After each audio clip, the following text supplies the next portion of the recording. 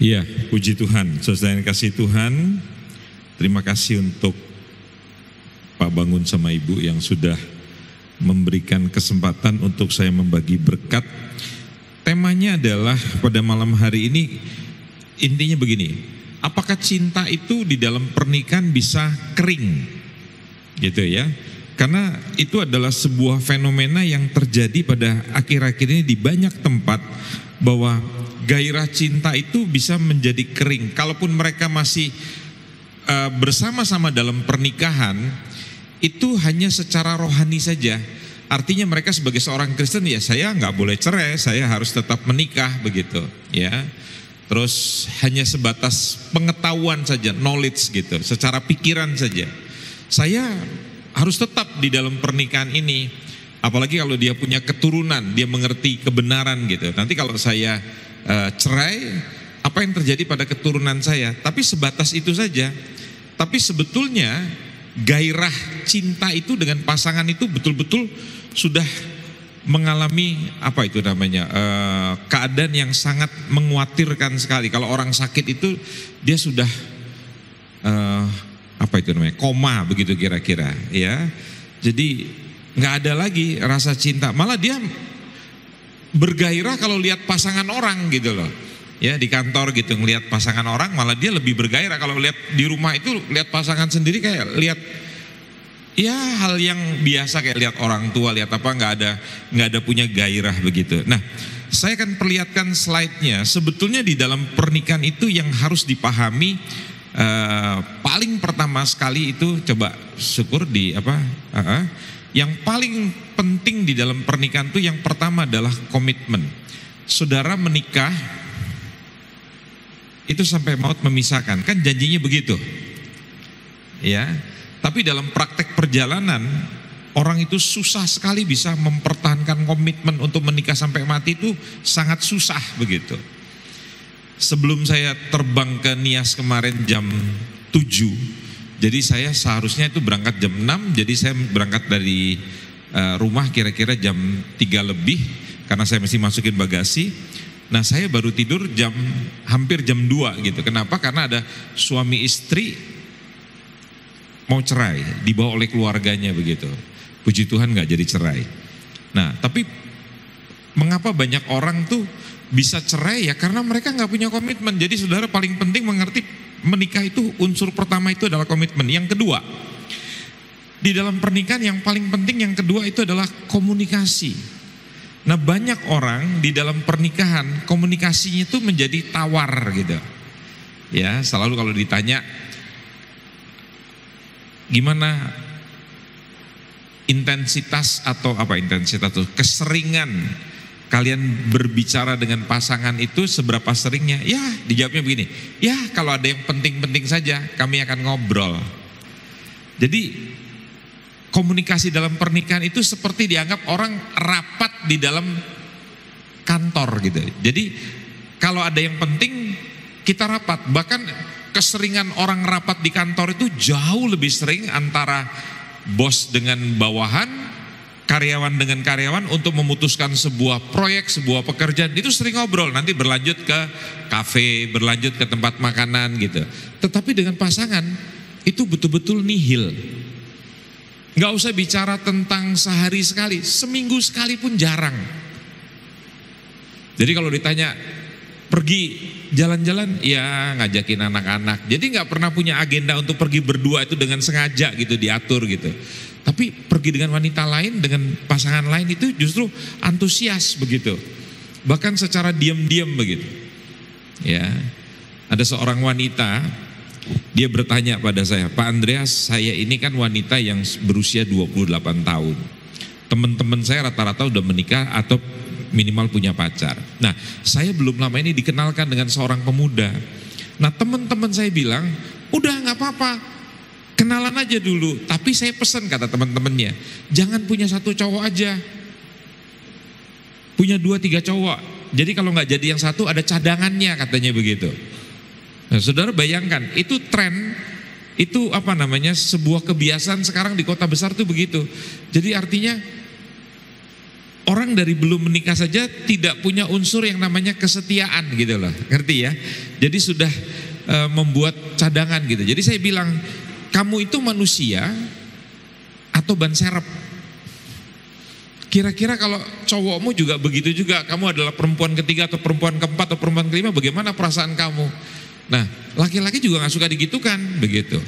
Ya, tapi itulah hal yang biasa sekarang. Sekarang saudara tinggal pilih mau hidup dengan budaya atau mau hidup dengan kebenaran firman Tuhan. Yang ketiga, penting sekali, itu namanya adalah kompromi. Karena pernikahan itu kalau tidak kompromi dengan pasangan, bukan kompromi dengan orang loh, kompromi dengan pasangan. Saudara, apa itu rigid? Kaku dengan prinsip saudara, maka itu rumah tangga itu tidak akan menjadi harmonis begitu. Jadi ada hal-hal yang perlu disesuaikan, dibicarakan, dikompromikan. Saudara mesti mengalah. Contoh, saudara terbiasa tidur gelap, tapi pasangan saudara maunya terang. Nah, hal kecil begitu aja bisa berantem kan? Itu. Mungkin saudara pernah mendengar saran dari saya pada waktu itu kan, suaminya suka terang, istrinya suka gelap. Ya udah pakai lampu disko, terang gelap, terang gelap, terang gelap begitu. Tapi kan kalau itu diusulkan malah dianggap sebagai sebuah lelucon gitu, bisa membuat kemarahan buat suami. Kau pikir tempat tidur itu diskotik apa begitu? Klub malam mesti pakai lampu terang gelap begitu. Nah, itu kira-kira pemikiran banyak orang. Jadi ada hal-hal yang perlu dikompromikan. Nilai saudara, sesuatu yang tidak prinsip, tidak penting gitu, nggak perlu dipertahankan. Ya, contohnya begini, ada laki-laki kayak saya ini tipenya pembersih. Saya kalau keluar dari rumah, begitu masuk, baju dari luar itu tidak boleh masuk ke dalam kamar. Jadi saya mesti masuk kamar mandi, mesti ganti. Itu aturan di dalam rumah kami. Tetapi ada orang yang seperti saya begini, lantas begitu menikah ribut dengan hal begitu. Istrinya nggak terbiasa begitu.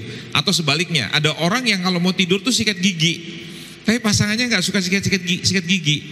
Nah, itu saudara perlu kompromi itu.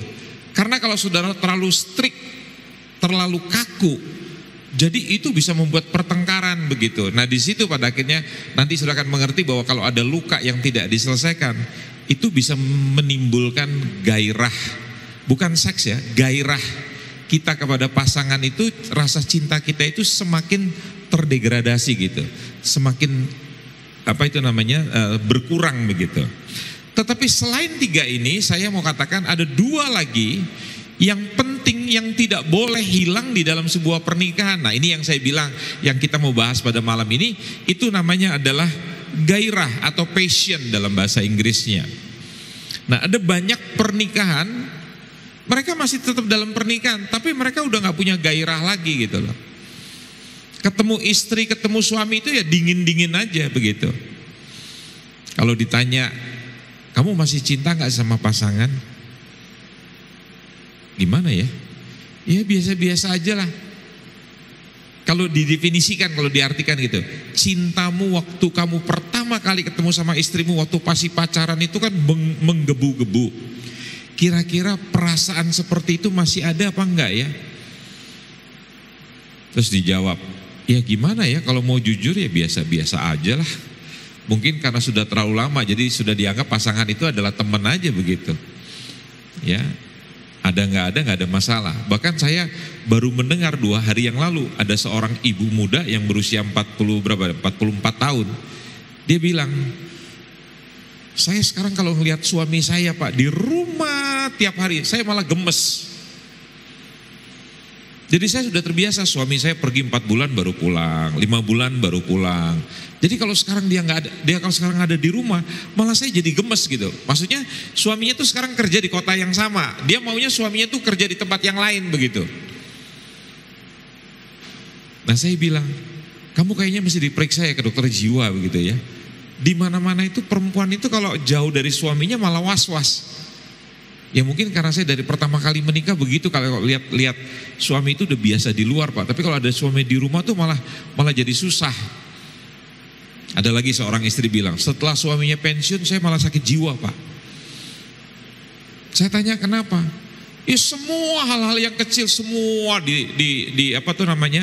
Dikritik, dikasih tahu ini hordennya beginilah, ini begini. Padahal Pak, selama dia bekerja dan pulang malam dia paling makan terus teler gitu. Dia nggak pernah perhatikan yang pernak-pernik yang kecil-kecil begini. Sekarang setelah dia pensiun mungkin karena pengangguran nggak ada kerjaan lagi Pak. Apa aja diperhatikan Pak.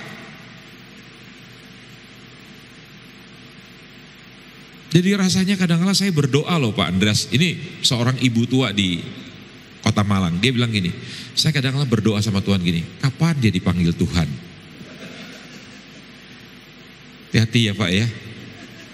Doa istri itu luar biasa loh. Jadi perempuan itu bisa jenuh sama suaminya. Karena suaminya tuh terlalu banyak mengkritik, terlalu banyak bawel gitu kira-kira. Ya. Orangnya tahu bawel ya. Tahu ya, cerewet begitu ya. Nah, satu lagi, itu namanya yang tidak boleh hilang, namanya keintiman. Ada banyak orang sekarang ditanya, dalam satu minggu berapa kali hubungan seks? Hah? Jawabnya gitu, hah? Itu kalau ada centong nasi, saya getok kepalanya saudara. Orang ditanya seminggu berapa kali, dia jawab, hah? Saya tanya jujur, seminggu berapa kali? Kok seminggu berapa kali sih Pak? Kami tuh bekerja dua-duanya, sebulan sekali aja bisa berhubungan badan tuh semakin apa sudah bagus begitu. Habis suami saya begitu pulang Pak, udah kayak kebo, langsung boro-boro Pak mau menyentuh saya juga udah capek segala macam begitu. Saudara tahu? Keintiman itu sangat berhubungan erat dengan gairah di dalam pernikahan. Gairah yang dimaksudkan ini bukan gairah seks ya, tapi seperti saudara dulu sebelum menikah melihat pasangan itu rasanya luar biasa. Ya, saya sampai coba menerjemahkan orang itu kalau jatuh cinta tuh kayak apa. Saya coba terjemahkan ya. Seperti begini, kalau saya tahu kekasih saya ada di, katakanlah kalau saya penduduk di Kota Gunung Sitolo ini, kekasih saya ada di Teluk Dalam. Begitu Jumat selesai kerja, saya tahu Sabtu Minggu libur. Saudara tahu, Jumat begitu pulang bekerja, saya langsung bawa motor saya, walaupun saya belum punya mobil, saya naik motor saya atau naik kendaraan umum, naik Damri, gimana caranya saya sampai di Teluk Dalam. Betul nggak? Begitu Minggu, Senin kerja, saya berusaha Minggu masih bersama dengan kekasih saya. Senin pagi subuh baru saya berangkat langsung ke tempat pekerjaan. Itu namanya orang jatuh cinta. Nggak bisa lihat tanggal merah, apalagi besok tanggal 1 kan? Hari Kamis kan? Jumat itu hari kejepit nasional. Udah gimana caranya saya ambil cuti karena kekasih saya ada di Teluk Dalam. Itu namanya gairah. Nah yang sekarang saya tanya, gairah itu masih ada enggak? Atau tinggal secara pikiran saja, secara rohani saja, tapi enggak ada lagi. Secara perasaan itu udah enggak ada lagi. Ya, pulang enggak pulang ya enggak apa-apa, yang penting uangnya aja yang datang gitu. Ada istri seperti begitu loh. Nggak perlu dia nggak hadir, yang penting uangnya lancar aja begitu. Padahal firman bilang apa? Bukan hartamu yang ku mau, tapi dirimu. Itu kecintaannya Paulus sama jemaat. Tapi kalau pendeta zaman sekarang, kamu nggak datang nggak apa-apa, yang penting persembahannya datang begitu. Ya, itu pendeta akhir zaman tuh begitu saudara. Ya, saya percaya di sini nggak ada, di luar yang banyak. Nah, slide lagi. Slide selanjutnya itu adalah berbicara tentang ini nggak kelihatan. Apa katanya di situ? Pernikahan seharusnya menjadi kehidupan yang bahagia bagi pasangan untuk membangun rumah tangga. Wajarnya begitu. Orang kan buat foto bersama, orang mau menikah kan pikirannya kan, passionnya, gairahnya kan pengen bahagia, betul nggak? Gitu. Terus sayangnya tidak semua pernikahan terjadi seperti idealnya. Banyak pernikahan cenderung kehilangan gairah cinta setelah menikah. Bahkan akhir-akhir ini kita dibuatkan diketengahkan beberapa drama seperti perceraian antara Ari Wibowo dengan istrinya siapa namanya? Ine. Itu dibuat sedemikian rupa bahwa perceraian itu adalah sesuatu yang nggak ada masalah gitu lah. Walaupun pada akhirnya si istri buka mulut, mengapa mereka bercerai? Wah, marah mantan suaminya si Ari Wibowo. Dia pikir bahwa pernikahan itu seperti main sinetron begitu ya. Kalau sudah nggak saling mencintai lagi, ya sudah ya. Mengapa itu bisa terjadi? Ya masalahnya ini karena gairah cinta mereka udah nggak ada lagi. Dan saudara tahu kalau orang sudah nggak punya gairah cinta, dia juga nggak punya gairah seks. Atau dia masih melakukan hubungan seks, tapi dia udah nggak punya gairah cinta. Saya tunjukkan satu kasus. Ada suami istri yang sekarang anak gadisnya itu sudah berusia 23 tahun. Anak laki-lakinya 25 tahun.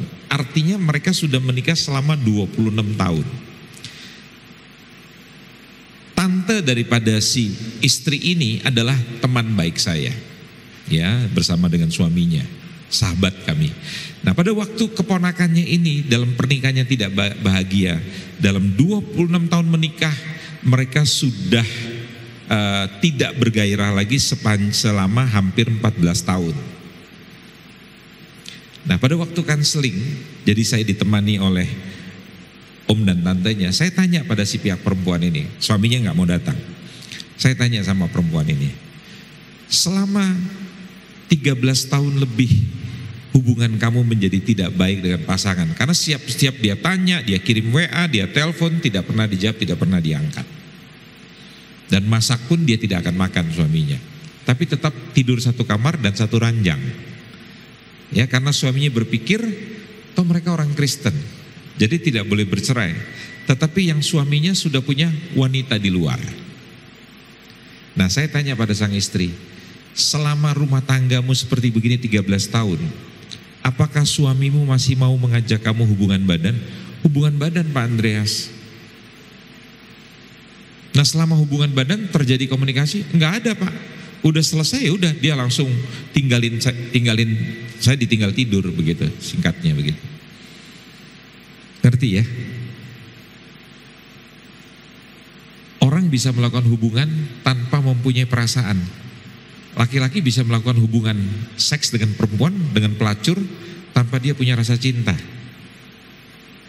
Perempuan bisa melakukan hubungan itu pada laki-laki tanpa rasa cinta, kalau itu pelacur. Tapi kalau perempuan istri yang benar, dia nggak mungkin memberikan tubuhnya pada laki-laki lain, kecuali dia sudah selingkuh, dia jatuh cinta, tetapi tetap pada satu laki-laki. Laki-laki beda, Bu. Dia bisa cium 1000 wanita tanpa rasa cinta. Nah, perempuan sering salah sangka, kalau ada laki-laki cium dia, peluk dia, dia pikir, wah, laki-laki ini cinta sama dia. Dia lupa bahwa laki-laki itu adalah keturunan buaya. Ngerti ya? Jadi laki-laki kalau nggak dididik di dalam firman Tuhan, itu kesetiaan itu sangat sulit sekali. Paham nggak, saudara? Ya.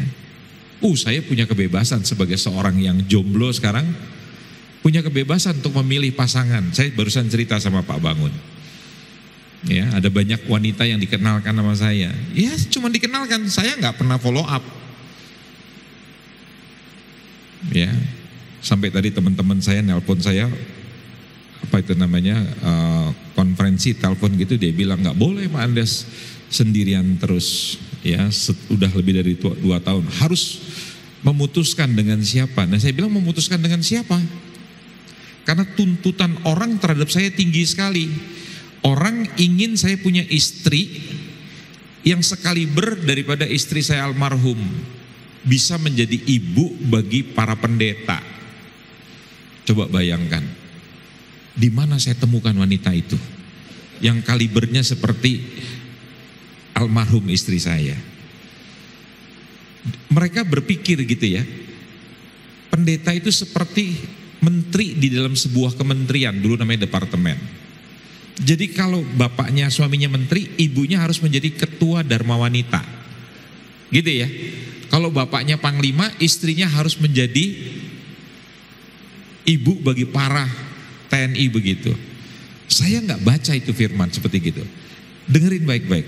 Orang kalau menikah dengan pendeta besar sekalipun juga, istri itu menjadi penolong suami, bukan penolong jemaat. Nah kalau orang mau jadi istrinya Pak Andreas Sustono, modelnya harus menjadi penolong jemaat, stres semua perempuan. Apalagi kalau jemaatnya seperti Ibu Bangun, pasti stres. Kenapa? Karena beliau menginginkan yang namanya ibu pemimpin itu harus betul-betul bijaksana, bisa mengerti kami, bisa menasihati kami. Makanya dia nggak setuju kalau saya mengambil salah satu daripada jemaat di GKB di sini begitu loh. Padahal rencananya saya mau ngambil gitu. Ada nggak gitu ya yang perempuan muda atau janda gitu yang ditinggal mati? Pengen sih, tapi udah dilarang dulu. Pokoknya nggak ada Pak gitu. Saya tanya kenapa? Kalau Bapak ambil jemaat di sini, itu istri nggak akan bisa menasihati saya. Yang ada juga dia saya nasihati Pak begitu. Dan kabar baiknya itu bukan hanya di sini saja, di banyak tempat begitu. Maka jadilah sampai hari ini saya jomblo. Karena saya mesti mencari perempuan yang kalibernya seperti begitu. Ya, itu adalah stigma, ya, pendapat daripada banyak orang di dalam kehidupan ini. Nah, saya nggak mau hidup kayak gitu, tetapi saya juga mau belajar kenal gitu ya, apalagi setelah 2 tahun, ibu meninggal 2 tahun lebih begitu. Saya belajar merendahkan hati gitu, untuk kira-kira punya teman ya. Sekarang saya bergaul aja dengan banyak orang begitu. Tapi kalau ditanya apakah sudah ada, nggak ada. Ya, saya masih sendirian. Saya tidak terlalu terganggu, kenapa? Karena saya punya banyak teman dan saya punya banyak pelayanan. Oke, sekarang slide selanjutnya. Ini gambar yang menarik sebetulnya ya. Apa dikatakan di situ? Pernikahan sendiri menjadi sarana penyatuan emosi, penyatuan pikiran, dan penyatuan tubuh daripada 2 orang. Nah itu yang terus terang merupakan sesuatu yang sangat sulit sekali, dan itu harus dipelajari seumur hidup. Menyatukan 2 pikiran, menyatukan 2 emosi, menyatukan 2 tubuh itu gampang banget. Dalam seks itu gampang sekali.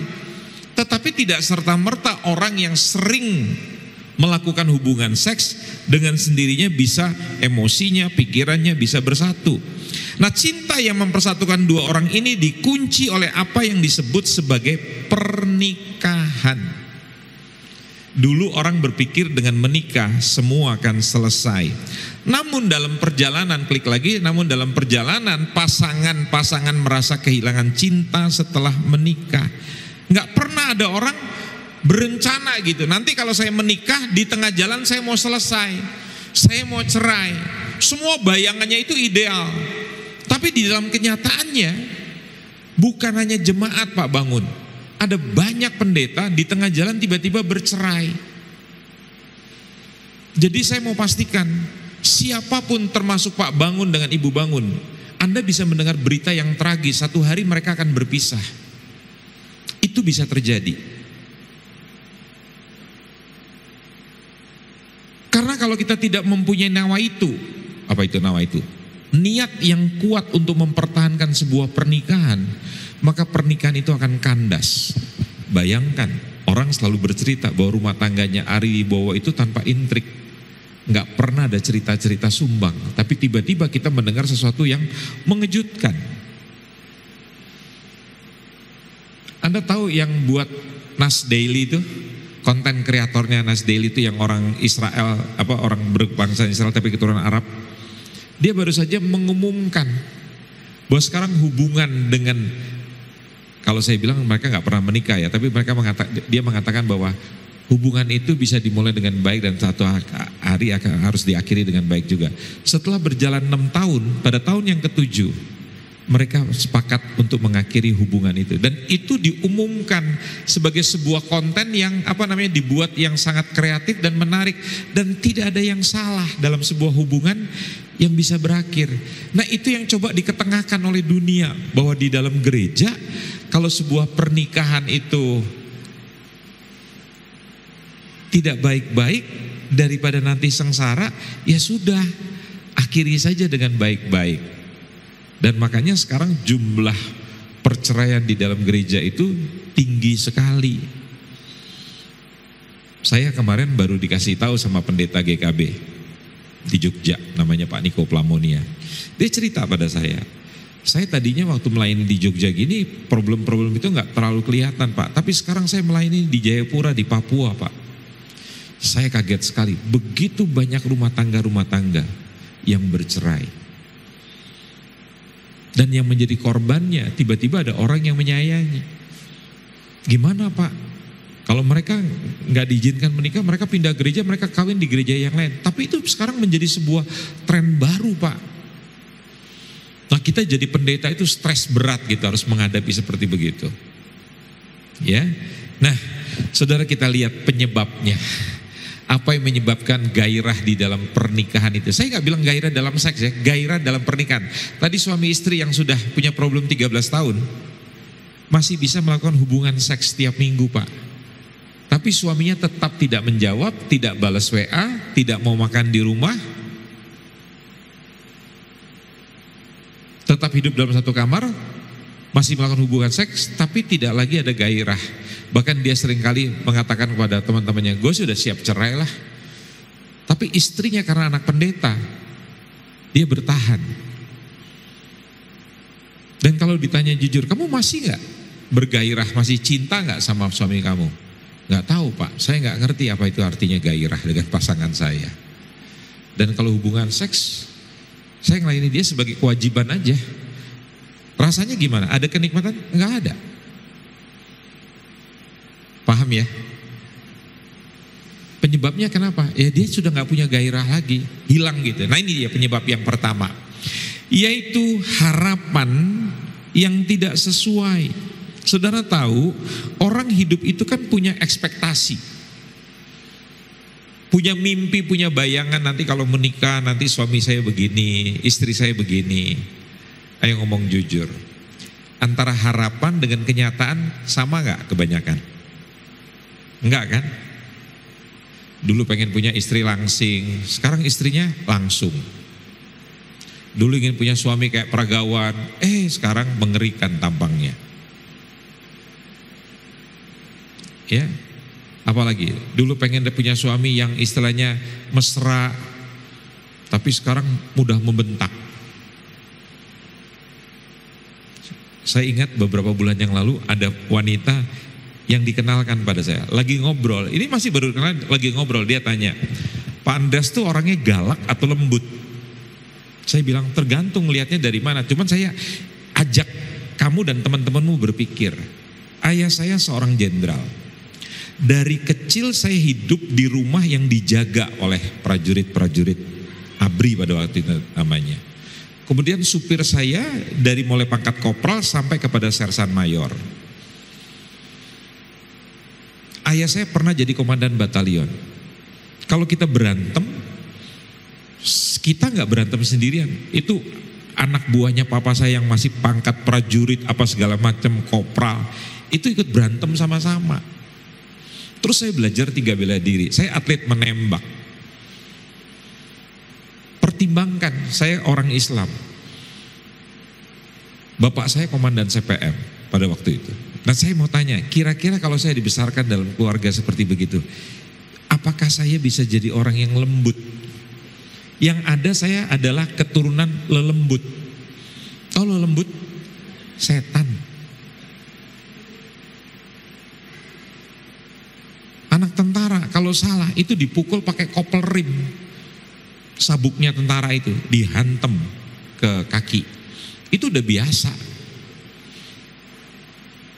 Tapi setelah saya mengenal Kristus, hidup saya berubah. Tangan saya gak pernah berantem lagi, gak pernah pukul orang. Itu kehebatan firman, kehebatan kuasa Roh Kudus merubah seseorang. Tapi kalau saya melihat ketidakadilan di jalan, saya melihat apa, saya juga tegas. Tegas itu bukan berarti saya adalah orang yang kasar. Misalnya kita ngantri kayak kemarin saya waktu di bandara di mana itu namanya, di Kuala Namu. Orang udah ngantri, tiba-tiba udah ngantri panjang, ya ada berapa baris, tiba-tiba komputer yang satu itu hang. Akhirnya mereka mesti bergabung. Nah begitu udah ngantri, nggak ada masalah sebenarnya, semua orang ngantri kok, tertib kok. Saya lihat orang di Sumatera udah biasa ngantri. Tiba-tiba ada orang yang merasa dirinya itu orang VIP gitu, anak buah pejabat gitu, maju di depan. Nah saya di baris ke-7 tuh, giliran ke-7. Nah saya ngelihat, nah yang lain pada ngomel, tapi cuman bergumam begitu aja. Nah saya maju ke depan, saya bilang, adek kamu lihat nggak di belakang tuh antrian begitu panjang? Oh ya Pak, saya VIP Pak. Saya bilang ini bukan zamannya Pak Harto, ini zaman sudah reformasi. Kamu mundur ke belakang, jenderalmu panggil ke sini. Akhirnya dia malu, dia mundur ke belakang. Nah itu saya bicara tegas. Bisa ngerti ya? Jadi seorang hamba Tuhan itu jangan dibilang takut, apalagi latar belakangnya udah biasa bergaul sama tentara sama polisi begitu. Dulu kan polisi di bawahnya TNI juga pada zaman itu.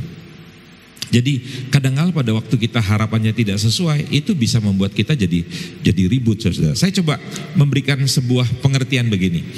Ketika berada dalam sebuah hubungan, itu nggak bisa dipungkiri. Jika masing-masing individu membawa pengharapannya pada pasangannya, kemudian masuk ke dalam ranah pernikahan yang semakin menambah kerinduan tadi itu di dalam pengharapan itu, akhirnya dari rasa cinta yang tidak ada rasa lelahnya berubah menjadi tekanan karena apa yang diharapkan itu sulit sekali dipenuhi. Dan apa yang terjadi? Akhirnya menyerah gitu lah. Aduh.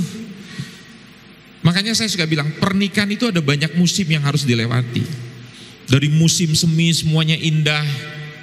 Seperti kemarin saya di Turki begitu ya. Saya baru tahu ternyata bunga tulip itu aslinya bukan dari Belanda. Jadi sejarah tulip itu berasal daripada Turki. Dan saya datang kemarin pada bulan April. Wah itu namanya tulip dibuat di Turki itu, di kota Istanbul saja ada 2 taman yang luar biasa indahnya, bagusnya. Dia ingin menunjukkan bahwa inilah asal itu. Nah musim semi itu semua begitu. Udara 78 waktu saya datang 789 derajat begitu. Itu musim semi, semua indah, semua enak, bunga-bunga tumbuh dengan bagusnya begitu. Begitu kemudian berubah menjadi musim panas, summer. Itu orang bule senang sekali kalau musim panas. Mereka berjemur segala macam. Matahari itu buat mereka mahal sekali. Dan saudara tahu, saya tinggal di sebuah hotel. Karena itu transit, karena transitnya 11 jam, jadi saya tinggal di hotel transit. Dan kita tidak boleh keluar di negara Uni Emirat Arab itu. Dan kita nggak bisa lihat matahari. Saya gelisah saudara. Biasanya tiap pagi saya olahraga, saya berjemur. Ini saya nggak bisa lihat matahari. Di situ saya rasakan, wah gelisah banget nggak bisa lihat matahari. Nah bagi orang-orang mereka begitu yang musimnya 4, itu begitu lihat matahari itu mereka berjemur tuh senangnya luar biasa. Pakai skincare tentu mereka. Tapi begitu mulai masuk musim gugur, berubah, tiba-tiba menjadi dingin. Dan dinginnya kadang-kadang gak bisa dikontrol, kemudian menjadi musim beku. Itulah kehidupan pernikahan. Yang tadinya begitu bergairah luar biasa di musim panas, berapi-api, tiba-tiba mimpinya mulai berguguran. Pasangan tidak seperti yang diharapkan. Kemudian didiamkan, tidak diusahakan bagaimana jalan keluarnya, menjadi beku. Dunia menawarkan 2 hal, ya udah, hidup kan mesti terus berlangsung. Masa kamu dalam hidup yang singkat harus sengsara? Udahlah cerai baik-baik. Selalu itu dibuat betul-betul humanis sekali gitu, manusiawi banget gitu. Saya lihat ibu bangun kan sudah tidak bahagia lagi sekarang, sering stres apa segala macem. Mumpung ibu masih muda lah, kalau didoakan suami juga nggak mati-mati, dia punya daya tahan yang luar biasa. Jadi pisahlah baik-baik begitu. Atau ibu punya keterampilan yang luar biasa begitu dan bisa punya hidup. Dan saudara tidak bisa dipungkiri, wanita yang bisa mencari uang dan wanita yang semakin mandiri, dia punya percaya diri yang kuat. Seperti kemarin di Medan, ada seorang wanita, dia marah pada suaminya, dia bilang ini, gua sebelum kenal lu, gua juga bisa berdiri sendiri. Lu tahu kan gaji gua lebih besar daripada lu, mau keluar. Coba bayangin saudara. Padahal bahan dasarnya laki-laki itu apa? Kehormatan. Saudara suka atau tidak suka, yang namanya suami itu jangan digitukan. Makanya tadi saya bilang dalam satu konseling tadi siang, saya bilang pada seorang ibu muda sama mamahnya sama papanya, saya bilang gini, yang namanya laki-laki itu mau jelek mau bagaimana, itu bahan bakar dasarnya itu adalah kehormatan. Makanya Tuhan bilang hormati. Nah lihat pelakor, lihat perempuan malam, bisa memenangkan suami kita itu dengan cara apa? menghormati pasangan kita. Abang makin ganteng aja, di rumah dilecehkan. Dia berpikir, duh, di sini saya nggak dapat. Akhirnya dia pergi mana? Pompa bensin yang lain yang bisa memenuhi bahan bakarnya. Itu kan kebutuhan dasarnya. Paham ya ibu-ibu ya? Ini ibu-ibu kelihatannya nggak setuju tuh gimana sih? Pak Andes belain laki-laki terus nih. Catatan buat ibu, buat wanita. Yang namanya laki-laki itu bu, nggak suka dinasihati sama istri. Semua laki-laki sama, dia nggak suka dinasihati sama istri. Kalau suaminya salah, betul suami salah, tapi dia nggak suka dinasihati. Kemudian laki-laki nggak suka disuruh. Terus laki-laki tidak suka dicela, apalagi di depan orang. Dikomplain di depan orang, itu menjatuhkan martabatnya. Nah saya belajar, pada waktu saya melakukan seminar ini, saya memberikan contoh. Ibu-ibu pernah lihat waktu Nabi Nathan menegur Raja Daud. Menegur seorang raja itu konsekuensinya bisa dipenggal kepalanya. Tapi Nathan tuh pinter. Dia bilang gini, Tuan, saya ini punya tetangga, kaya raya, punya ternak banyak banget. Satu kali si orang kaya ini ingin membuat pesta bagi anaknya. Tapi dia tidak potong ternaknya sendiri. Tetangganya itu cuma punya satu ternak miskin, orang sederhana. Diambil tuh ternak buat pesta keluarganya. Menurut Tuhan, gimana? Waduh, Daud dengan emosi mana? Di mana tinggalnya? Kasih tahu. Orang seperti itu kurang ngajar, tidak benar itu. Saking nafsunya, Daud berkata begitu. Nathan bilang, maaf, Tuanlah yang mempunyai istri yang banyak, tapi Tuhan mengambil istri daripada panglima Tuhan. Kaget, dia pikir gak ada yang tahu. Daud itu rendah hati, dia mau dikasih tahu. Jadi saya ingatkan baik-baik ibu, pria itu tidak suka dinasihati. Pria tidak suka disuruh. Jadi kalau misalnya mau disuruh, jangan bilang, Pah, beresin. Pah, angkat semuanya. Pah, pel. Mestinya bahasanya nggak begitu. Dirayu, sayang, boleh nggak temenin saya cuci pakaian? Ya, saya yang isi air, abang yang cuciin, begitu. Ya. Nanti saya ngangkatin abang yang setrika, gitu. Ya, abang yang masak, saya yang makan, gitu kira-kira. Ya. Jadi saudara juga jangan sampai merasa bahwa laki-laki itu adalah babu saudara. Saya menikah 37 tahun, 36 tahun, hampir 37 tahun. Sebetulnya kalau hari ini ibu tidak meninggal, pernikahan kami sudah 39 tahun. Begitu. Saudara tahu, nggak pernah dia menyuruh saya. Kalau dia ada keberatan, dia bilang, boleh nggak sayang bantuin sebentar gitu. Kenapa? Saya mau beresin ini, dedek sama papa dulu ya. Itu selalu dia bilang begitu, minta tolong begitu. Dia nggak pernah memerintah apa segala macam. Dan kalau saya salah, dia tidak pernah mencela, apalagi menceritakan pada orang lain. Sampai dia meninggal, ibu saya nggak pernah tahu. Mertua saya tidak pernah tahu gimana kejelekan saya. Ibu saya nggak pernah tahu kejelekan mantunya. Kenapa? Karena kami nggak pernah cerita. Itu adalah rahasia kami berdua. Hati-hati ya. Ibu cerita kepada orang tua, cerita kepada kakak adik, suami saya cuman gayanya laki-laki doang. Begitu hubungan lemes. Ada yang kayak begitu. Istri cerita tentang kemampuan seksual suaminya. Ya, terdengar oleh suami, dia direndahkan, oleh istrinya dia dihina. Karena ternyata si suaminya punya penyakit apa? Pembesaran prostat. Sehingga dia tidak bisa ereksi. Padahal itu kan adalah hal yang wajar, itu kan penyakit. Kan itu sudah janji dalam nikah. bahwa kamu akan setia baik dalam keadaan sehat atau dalam keadaan tidak sehat. Betul nggak? Keponakan saya, Bapak Ibu. Keponakan saya tuh sekarang berusia 40, nanti bulan Oktober 45 tahun. Dia bilang gini pada saya, ya, karena saya tanya sama dia, bagaimana penyakit gula suamimu? Sampai kakinya busuk semuanya begitu, karena gulanya tinggi banget dan nggak mau diet gitu loh. Nah terus saya tanya gini, suamimu kan sakit gula udah lama dan kadang-kadang gulanya itu bisa melebihi 500-600 begitu. Saya bilang ini, berarti kamu nggak pernah melakukan hubungan seks? Nggak pernah Om, sudah 8 tahun, hebat ya Om. Saya istri yang setia, nggak pernah saya mengkhianati suami saya.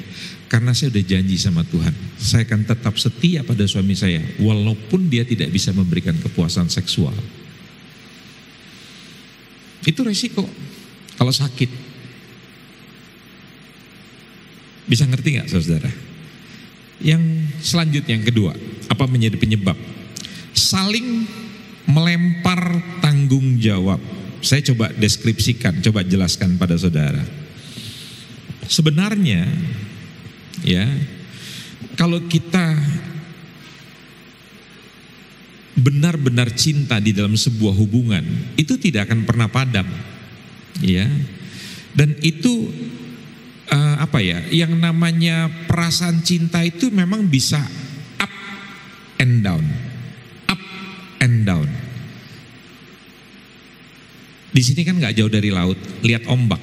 Kadang-kadang ombak naik, turun, didorong lagi naik. Jadi satu hal yang wajar bisa terjadi proses seperti itu. Tapi tugas saudara tidak boleh naik terus turun hilang. Yang perlu saudara lakukan begitu dia naik, begitu dia turun, dorong lagi untuk naik. Nah kembali kepada musim tadi, dunia menawarkan dua hal. Kalau memang sudah beku, dingin, gak ada jalan keluar, ya terserah. Kalau kamu bertahan, kamu punya neraka seumur hidup. Atau yang kedua, jalan keluarnya pintas tapi bagus, cerai. Kamu gak sakit hati lagi, gak sakit kepala lagi. Itu jalan pintas. Dengerin kalimat saya. Makanya saya suka nasihatin wanita-wanita. Kalau kamu menikah dengan seorang duda yang pernah menceraikan istrinya, saya ulangi kalimatnya. Kalau kamu mau menikah dengan seorang duda yang pernah menceraikan istrinya, percayalah, kalau kamu menikah sama dia, kamu juga akan mengalami nasib yang sama dengan istrinya. Kamu juga satu saat akan diceraikan juga. Yang paling bagus cari suami duda seperti yang bicara pada malam hari ini, yang udah terbukti setia sampai mati. Betul nggak? Kalau Pak Fatih Seki, Pak Evo, Pak Bangun sekalipun juga belum terbukti karena istrinya belum mati. Ngerti? Ini semua masih amatir, yang di depan ini profesional, betul-betul mengakhiri pertandingan sampai akhir. Itu saya bilang pada wanita-wanita, hati-hati memilih pria yang pernah bercerai. Atau sebaliknya dia menikah, laki-laki menikah dengan perempuan yang pernah bercerai, tapi dia cerai karena dia gak tahan dengan pernikahan, dia lari tinggalkan suaminya. Nah itu juga gak benar. Tadi saya baru cerita sama Pak Bangun. Ada seorang wanita, dia baru menikah 3 bulan, suaminya hilang 16 tahun. Dan begitu suaminya datang 16 tahun kemudian, sudah bawa istri baru, bawa anak baru, mengajukan gugatan cerai. Istrinya gak mau cerai. Sampai kasusnya berkepanjangan 2 tahun, akhirnya sampai ke Mahkamah Agung kasasi, tetap kalah. Jadilah dia seorang istri yang cuma menikah 3 bulan, 16 tahun, tidak pernah bersama dengan suaminya. Pertanyaannya, bapaknya tanya sama saya, sekarang Pak Andes, kalau ada laki-laki sayang sama perempuan ini Pak, boleh gak anak perempuan saya menikah lagi? Ya, dia korban. Nah saya bilang, kalau itu korban, firman Tuhan mengizinkan dalam Matius 5, dalam Injil Matius 19, Tuhan izinkan. Makanya saya bilang, saudara, kalau saudara mau menikah lagi, sabarlah. Doakan pasanganmu dipanggil Tuhan cepat gitu loh. Kalau belum terjadi, minta bantu doa sama gembala. Pak doain Pak gitu. ya, supaya pasangan saya cepat diambil karena saya udah bosen gitu kira-kira, ya. Nah itu saudara, jadi sehingga pada akhirnya apa? Kalau kita nggak mengerti tentang tanggung jawab ini, itu jadi melelahkan. Artinya begini, suami lempar tanggung jawab pada istri, istri lempar tanggung jawab pada suami. Padahal masing-masing itu punya tanggung jawab. Semua suami nggak mau bantu, akhirnya istri jadi lelah. Istri lihat suami lihat juga istri nggak mau bantu, dia mau enak-enak aja kerjanya, belanja terus ngabisin uang segala macam, dia nggak mikirin ngurusin keluarga. Itu membuat gairah cinta itu menjadi hilang, saudara. Nah ini yang saya bilang, saling melempar tanggung jawab. Yang ketiga, adanya kebencian. Nah ketika pernikahan tidak berjalan dengan baik, yang akan keluar dari masing-masing individu adalah alasan atau argumentasi kebencian. Semua terlihat dalam pernikahan hanyalah kemarahan. Ngomong sedikit tersinggung, ngomong sedikit tersinggung, pasangannya tersinggung maksudnya. Ngomong sedikit disambut dengan ketersinggungan. Jadi rumah tangga itu nggak pernah ada kedamaian, selalu cekcok. Saya mau tanya, ada nggak rumah tangga seperti begitu? Sedikit bicara salah paham, sedikit bicara salah paham. Selalu menuduh, selalu menuntut, selalu mengeluh. Ya nggak heran kalau saudara terbiasa mengeluh begitu ya. Rasa cinta itu pasti akan berkurang sedikit demi sedikit. Dan yang keempat, saya menyebutnya saudara-saudara, tidak lagi ada rasa hormat. Karena saudara tidak menghormati istri saudara, tidak menghormati suami saudara. Yang dihormati itu bukan hanya suami, pasangan perempuan pun kita harus menghormati. Bayangin 1 Petrus 3 itu ayat 1 sampai 6 itu bicara tentang tanggung jawab istri. Tapi ayat 7 itu bicara satu ayat tentang suami, tapi itu mematikan sekali. Kalau kita laki-laki sewenang-wenang pada istri, Alkitab bilang apa? Doamu gak akan dijawab. Makanya laki-laki mau hebat, sayangi istri sendiri. Semakin kau sayang pada istrimu sendiri, Tuhan akan promosikan dirimu. Tapi makin kau sayang pada istrinya orang, engkau jadi lawannya Tuhan. Ya, kasih tahu sama suaminya, sayangi saya. Ya. Jadi akhirnya apa? Kalau saudara tidak ada rasa hormat, jadi terkikis. Yang kelima, konflik yang didiamkan. Jadi ini masalah yang tidak pernah berakhir gitu. Setiap ada masalah saudara berpikir gini, nanti dengan berjalannya waktu semua akan selesai. Saya tanya dulu saudara yang berpengalaman di kesehatan. Kalau saudara jatuh, kaki saudara luka, terus saudara tidak obatin, terus saudara punya pikiran gini, nanti dengan berjalannya waktu kering sendiri. Apakah kebenaran itu bisa dikatakan begitu? Yang ada kalau nggak hati-hati justru bisa tetanus, bisa busuk. Betul nggak? Yang namanya luka itu mesti disembuhkan, dibereskan, jangan diabaikan. Saya dulu kesel sama istri saya, tetap komitmen kami kalau kesel itu tidur satu ranjang. Saya tidur satu ranjang, tapi istri saya menghadap ke Gunung Sinabung, saya ke Sibayak. Satu tempat tidur, tapi kami nggak ketemu. Tapi karena tidur satu ranjang, kan kita udah tidur kan udah nggak sadar. Kakinya bersentuhan dulu. Nah dari kaki yang berdamai itulah akhirnya kami mulai berpelukan. Itu untungnya kalau berantem tetap satu ranjang. Ya, belajar gitu ya Bapak Ibu ya. Kalau berantem tetap satu ranjang. Apalagi kalau ranjangnya cuma ukuran semeter 20, itu makin dekat. Jangan cari yang gede-gede. Ya. Saya cerita begini karena itu praktek hidup saya. Dan yang keenam yang menyebabkan itu semua adalah yang saya bilang, kehidupan seks yang kurang harmonis. Apa saya bilang ya? Formulasinya itu mengatakan begini, seks itu dapat menambah kemesraan, mempererat hubungan. Jadi itu sebabnya Anda mesti memastikan Anda dengan pasangan Anda itu memiliki aktivitas seks yang sehat untuk menumbuhkan kepercayaan satu dengan yang lainnya. Nah jangan tanya,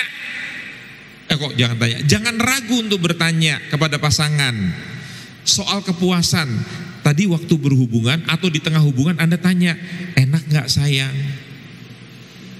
Istri mesti kasih respon gitu, dialog. Kalau enak tuh ada ekspresinya gitu. Nah saya suka bilang sama si pertemuan kaum ibu, kalau lagi berhubungan badan, Kasih lihat sama suami bahwa Anda tuh terpuaskan. Ada yang nanya, gimana caranya Pak?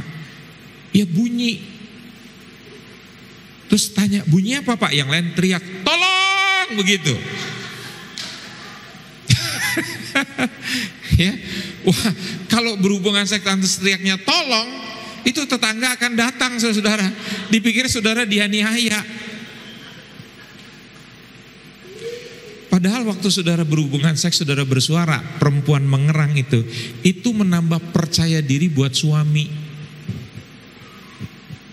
Ngerti ya? Jadi jangan berhubungan badan, diem. Jadi kayak apa itu? Patung sama patung berhubungan begitu. Jadi nggak ada bunyi apa-apa. Ya.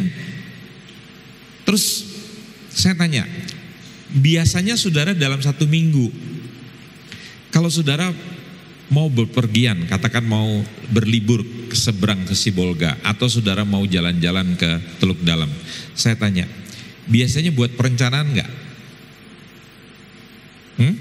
Buat perencanaan nggak? Buat kan? Nah, kenapa saudara berhubungan seks tidak buat perencanaan, buat agenda? Saya tidak mau berhubungan seks dengan istri saya pada waktu hari Sabtu. Kenapa? Karena minggu pagi saya udah berangkat. Dan kalau saya berhubungan malam minggu, itu sangat mempengaruhi dengan kekuatan saya. Jadi saya jadi lelah. Makanya biasanya kami berhubungan badan itu pada hari Jumat. Nah, buat perencanaan dulu. Begitu sudah tahu kan nanti Jumat mau berhubungan, kita dua-duanya membuat persiapan. Ini kan saudara mau buat kebaktian nih kayak gini. Besok ada doa kan? Ada buat persiapan. Siapa yang ngatur? Tadi para pemujinya pakai baju putih, bawahnya celana jeans. Itu kan buat persiapan. Terus latihan. Itu persiapan. Nah, orang kalau sudah punya persiapan yang nanti Jumat malam ya, gitu, jam 8:30, gitu. Tunggu anak-anak tidur. Kalau nggak tidur kasih antimo. Ya. Kalau nggak tidur titipin sama Pak Bangun dulu begitu, Pak kami ada agenda begitu ya, gitu. Nanti selesai kami ambil jam 12 begitu kira-kira. Loh nggak apa-apa kan, gembala itu pelayan kan, begitu bisa melayani. Ya gitu. Itu makanya sangat tidak baik orang tua tidur sama anak. Ya. Dulu waktu anak saya lahir, jadi begitu lahir dia tidak ditaruh dalam satu ranjang oleh istri saya, tapi ditaruh di box. Ya, di box tapi masih di dalam kamar yang sama. Tapi begitu dia berumur 1,5 tahun, 2 tahun setengah, kita ajarin dia tidur sendiri di kamar sebelah. Ya, jadi kita masih bisa lihat apa sih kalau dia nangis. Kalau dia cuma nangis karena mau digendong, anak itu manipulatif. Makanya saya bilang kan, nggak pernah anak saya mau tidur mesti digini-giniin. Ya, itu cuman orang-orang asalnya dari Alasa biasanya begitu. Udah tinggal di kota Jakarta, masa anak tidur mesti digini-giniin. Ntar punya anak kedua, yang kedua diginiin, yang pertama di ayunan, gitu kan? Gitu. Ntar kalau punya anak yang ketiga, yang pertama kedua di ayunan kan gitu, yang ketiga digendong, yang pertama yang gitu kan, kira-kira gitu. Nah, itu kebiasaan orang-orang di Mandrehe ya, itu biasalah. Masa udah kuliah di Medan, udah sekolah di Medan, masih gaya hidup kampung dibawa. Ngerti ya? Jadi anak-anak itu dari kecil udah dibiasakan tidur sendiri supaya apa? Orang tua kalau mau berhubungan badan nggak terganggu. Lucu orang tua tidur sama anak, begitu punya gairah mau hubungan seks, anaknya belum tidur mah katanya begitu, masih goyang-goyang kelopak matanya begitu. Sampai akhirnya nungguin tuh suami, sampai akhirnya begitu dibangunkan dia udah nggak sadar. Ya. Nah kalau kebiasaan tidak melakukan hubungan seks gara-gara begitu terus, gara-gara anak, saudara tahu akibatnya itu fatal. Itu membuat hubungan suami istri menjadi tidak baik, emosinya jadi tinggi. Makanya ibu mesti belajar, kalau suami mulai emosinya tinggi, tarik dia. Ya, Anda mulai, makanya kalau menikah itu kamar berdua itu gampang. Ya, ibu jangan pakai pakaian satria baja hitam, pancing suami gitu, pakai lingerie gitu ya. Saya ingat teman saya belajar di luar negeri berapa bulan, pulang itu kami belikan hadiah buat istri kami masing-masing tuh teman-teman saya. Ada yang kasih parfum, ada yang belikan apa.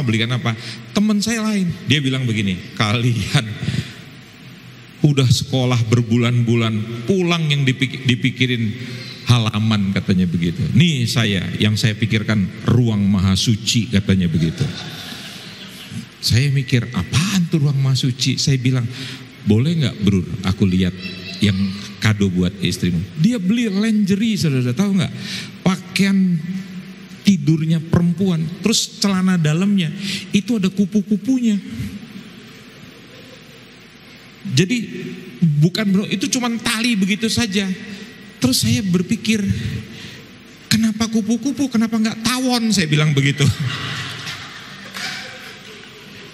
Saudara tahu, besoknya saya dengan teman yang satu datang ke tempat di mana dia beli. Bercanda saya di situ. Itu di Belanda ya. Saya tanya sama penjualnya, ini cuman butterfly, saya bilang gitu. Ada nggak tawon? Dia bilang gitu. Dia bilang, Anda mesti tangkap dulu di hutan katanya begitu. Terus tempelin katanya begitu. Tapi saya mau kasih tahu, itu lingerie-nya tuh betul-betul seksi betul. Bayangin, udah 6 bulan kami di luar negeri. Kita nggak ketemu sama istri, tapi kita punya penjagaan tuh yang luar biasa. Kita punya komitmen, tidak pernah keluar dari kampus sendirian, selalu berdua bertiga. Pokoknya kita disiplin banget, sehingga 6 bulan kami selamat semuanya. Karena kita sudah menikah semuanya. Itu cara kami menjaga diri kami. Nah, begitu pulang, saya lihat teman saya begitu, saya berpikir, saya bilang sama teman saya, bagus juga ya, kasih hadiah yang bagus begitu. Nah, suami-suami dalam beberapa hari ini belilah lingerie. Baju tidur yang ada kupu-kupunya, kalau perlu ada tawonnya, suruh dia pakai. Nanti lihat, perempuan perlu tampil begitu suaminya masuk kamar, nari begitu ya, perut apa segala macam. Percayalah, dia langsung matanya tuwa. Ya, jangan saudara pikir yang tua-tua macam saya atau bapak gitu ya, itu udah nggak ada keinginan lagi. Ada. Kayak saya kemarin di satu daerah di mana namanya di Bali, saya dikasih sama teman-teman saya, dikasih sebuah minuman gitu pakai telur ayam kampung 2 butir. Terus saya tanya sama pembuatnya, ini buat apa? Supaya bapak kuat. Maksudnya kuat buat apa? Berhubungan. Saya tanya sama teman-teman, kalian punya pasangan, saya berhubungan sama siapa? Jadi saya nggak perlu itu telur ayam kampung, saya nggak perlu. Buat Pak Bangun perlu, supaya dia tetap bangun, saudara. Ya, emang kalau udah bicara seks itu jadi hidup lagi ya semua. Tadi kayaknya kurang bergairah gitu. Kalau sekarang udah mulai itu lagi ya. Dan yang terakhir, yang bisa membuat sebuah pertengkaran seperti kata prediksinya BKKBN, yang membuat perceraian salah satu yang paling tinggi di Indonesia itu adalah masalah keuangan. Jadi meskipun kita sudah sah menikah, tapi cukup banyak pasangan yang tidak terbuka mengenai keuangan.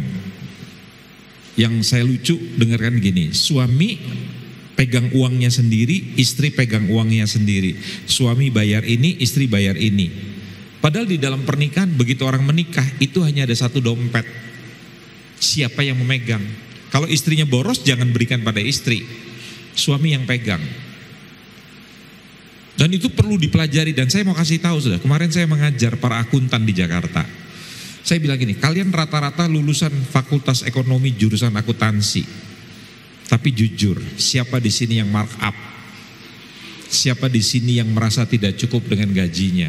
Jadi tidak jaminan bahwa orang yang belajar tentang keuangan, dia bisa mengatur keuangannya dengan baik. Saudara tahu kenapa godaan kita itu begitu banyak, betul nggak? Ya, sekarang rame-rame pegawai Kementerian Keuangan itu nggak berani pakai tas yang mereknya Gucci. Sekarang rame-rame beli tas mereknya Gentong. Tadinya Gucci 20, 30, 40 juta, sekarang pakai Gentong. Seperti Pak Mahfud MD kemarin waktu diwawancara oleh Najwa Shihab. Pak Mahfud boleh tanya nggak, jaketnya Pak Mahfud harganya berapa? Oh, ini saya beli 350.000. Tidak semahal baju Anda. Pak Mahfud lantas balik mengatakan begitu. Baju saya berapa ya? Mungkin sekitar ya 400 ribuan lah, karena ada mereknya begitu. Tapi sepatu saya sneaker ini mereknya apa? Skechers bisa dicek kan harganya nggak sampai 1 juta begitu. Pak Menteri, karena dia hidupnya bersih, dia nggak takut menyerang DPR, menyerang siapapun juga. Nah, orang yang hidupnya nggak bersih sangat takut. Bisa mengerti? Makanya undang-undang untuk apa itu namanya? Perampasan aset sukar sekali digolkan, tapi presiden sudah punya agenda. Kamu DPR nggak mau, saya akan tanda tangani perpu, peraturan pemerintah pengganti undang-undang. Nah, itu bisa disita itu hartanya, kayak begitu. Makanya kita doa buat Indonesia menjadi lebih baik. Jadi saya kasih tahu, di dalam pernikahan pun juga kita harus belajar tentang apa namanya mengelola keuangan. Nah, saya mau tutup dengan kesimpulan seperti begini. Kalau mau disingkatkan setidak-tidaknya supaya Anda gampang, tadi sengaja saya detailkan, tapi kalau mau jujur gitu, ada 3 hal yang menyebabkan hilangnya cinta setelah menikah. Yang pertama, secara manusiawi sesuatu yang menarik menjadi biasa untuk kehilangan daya tarik semulanya. Itu hal yang wajar, saudara. Jadi kalau saudara bilang, Pak saya bosan sama istri saya, itu manusiawi banget. Nggak ada benda yang saudara nggak bosan, tapi saudara mesti jujur. Saya bosan Pak sama suami saya bosan Pak sama istri saya. Jadi saya mau kasih tahu, itu adalah hal yang wajar. Di dalam pernikahan nggak perlu waktu 20 tahun, 30 tahun. Anda menikah 1-2 tahun, Anda bisa bosan dengan pasangan Anda. Itu satu yang wajar.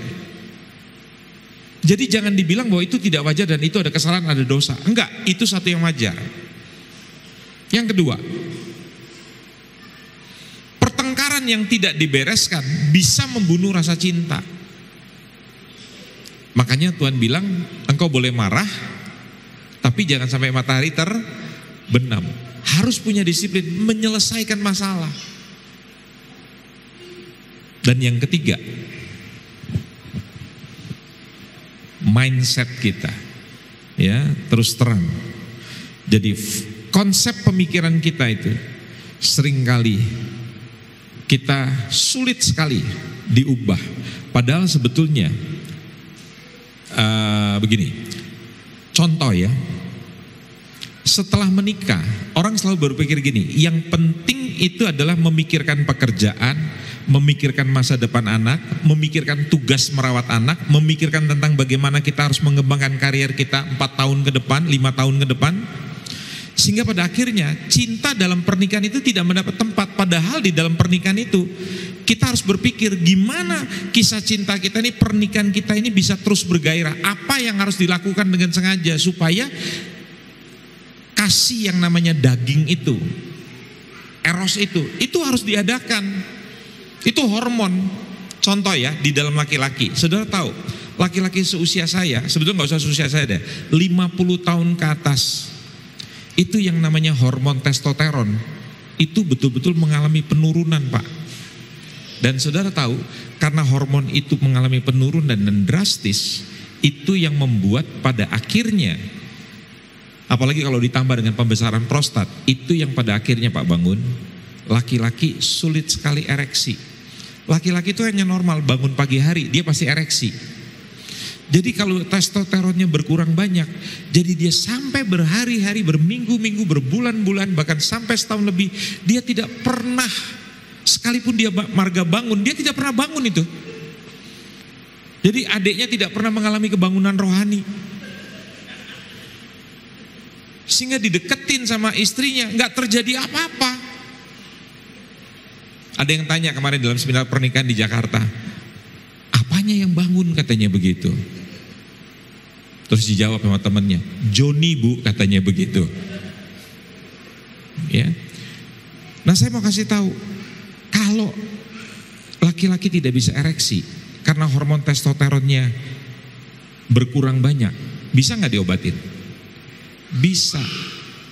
Datang ke dokter ahli, ya, yang spesial menangani masalah kelamin tadi itu, ya.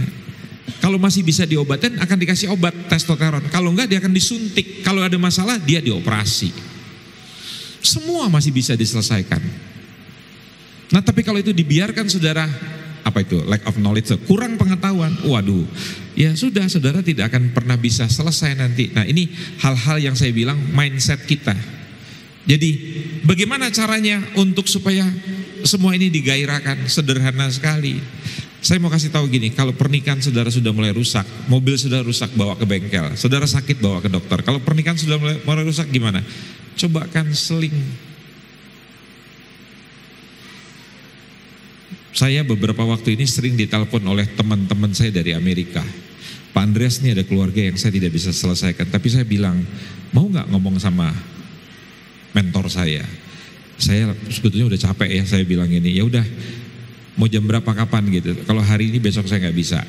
Ya minggu depan deh saya sediakan waktu. Nah tapi masalahnya begini.